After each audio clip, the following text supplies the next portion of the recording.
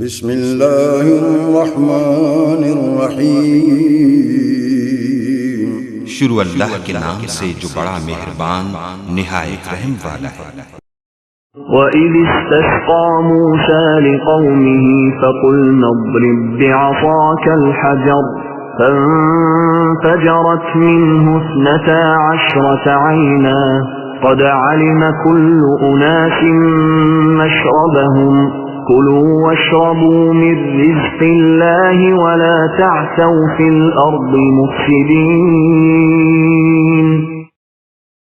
اور جب موسیٰ علیہ السلام نے اپنی قوم کے لیے پانی مانگا تو ہم نے کہا کہ اپنی لاٹھی پتھر پر مارو، جس سے 12 چشمے پھوٹ نکلے، اور ہر گروہ نے اپنا چشمہ پہچان لیا، اور ہم نے کہہ دیا کہ اللہ تعالیٰ کا رزق کھاؤ پیو اور زمین میں فساد نہ کرتے پھرو۔